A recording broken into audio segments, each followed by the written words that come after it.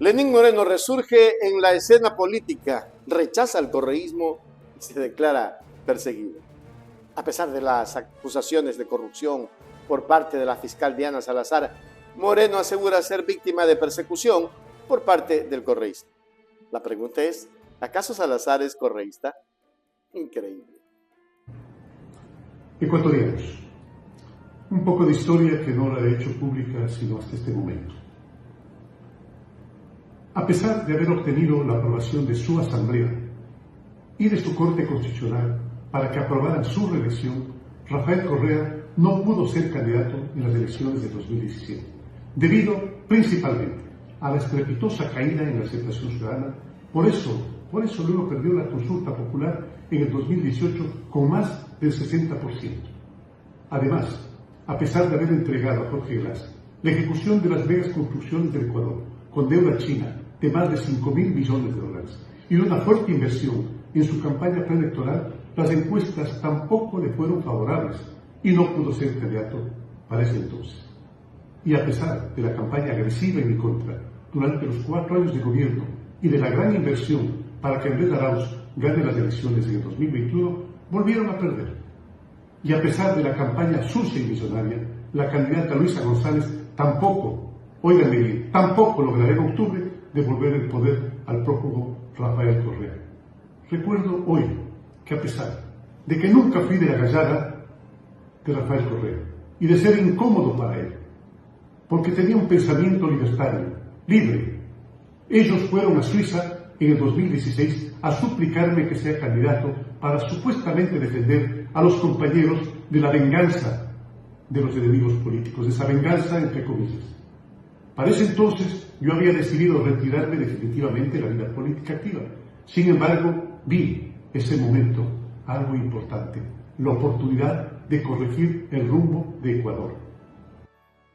Tras un periodo de relativo silencio, el expresidente de Ecuador, Lenín Moreno, ha decidido alzar nuevamente su voz en el panorama político ecuatoriano.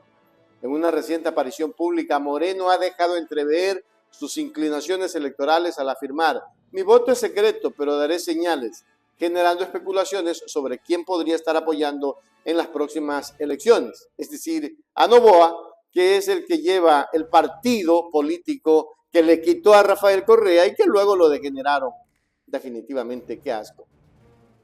Por eso apenas posesionado lo hice: libertad, institucionalidad, diálogo, no injerencia en las otras funciones del Estado, respeto a los derechos humanos, cese de las persecuciones políticas, restablecimiento de las relaciones internacionales con quienes siempre habíamos tenido mayor afinidad, salida de la UNASUR, salida del ALBA, transparencia en las cuentas públicas, moderación del endeudamiento público, respeto a la libertad de expresión como nunca antes ha habido en Ecuador, reforma de la ley Mordaza, eliminación de la famosa Supercom, eliminación de las sabatinas y de las cadenas nacionales dirigidas principalmente apuntando a opositores. Tampoco Ecuador podía seguir siendo la sede de conversaciones de paz, mientras en Colombia el ELN seguía delinquiendo. Por eso les pedí que abandonen el territorio ecuatoriano, contrario a la decisión que había tomado antes Rafael Correa. Por ello, me clasificaron como objetivo. El presidente Duque envió gente de inteligencia colombiana que me dio la información. Pronto me di cuenta que había heredado una emboscada, que incluía un saqueo de los fondos públicos, inclusive una cámara escondida que monitoreaba el expresidente Rafael Correa desde Bélgica, y un plan en el que incluso mi vida corría peligro. No tuve miedo, sabía lo que me enfrentaba desde el primer día y sabía lo que tenía que hacer: cambiar la dirección del país para no llegar a ser otra Venezuela, otra Nicaragua u otra Cuba. Por ello me han perseguido desde mayo del 2017, buscando destruir mi reputación con calumnias y mentiras a través de 5 procesos penales en mi contra. Ecuatorianos, no nos dejemos amedrentar. No permitamos que Ecuador vuelva a ese pasado de corrupción, de represión, de persecución, de abuso del poder, a esas dictaduras perpetuas que querían implementar y a la metida de la mano de la justicia. No volvamos a ese Ecuador. Ya los vencimos en la consulta popular en el 2018. Fueron derrotados en el 2021 y perderán igual en este octubre. Lo dije hace 3 meses, no volverán nunca a gobernar el Ecuador por el daño que le hicieron. Y con respecto a lo de traidor, recuerdo la frase de Mark Twain: lealtad al país, al mandatario cuando se le merece, al mandatario cuando se lo merece. Muchas gracias.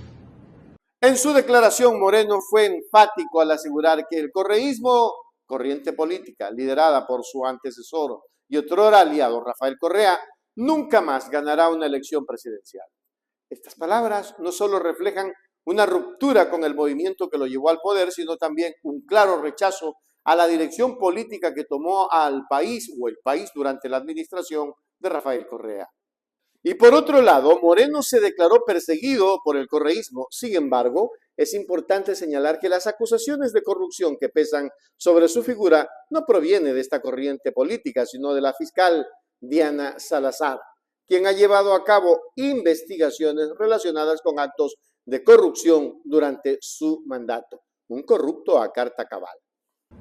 Y a pesar de la campaña sucia y visionaria, la candidata Luisa González tampoco, óiganme bien, tampoco logrará en octubre devolver el poder al prófugo Rafael Correa. Recuerdo hoy que a pesar de que nunca fui de la gallada de Rafael Correa y de ser incómodo para él, porque tenía un pensamiento libertario, libre, ellos fueron a Suiza en el 2016 a suplicarme que sea candidato para supuestamente defender a los compañeros de la venganza de los enemigos políticos, de esa venganza entre comillas. Para ese entonces yo había decidido retirarme definitivamente de la vida política activa.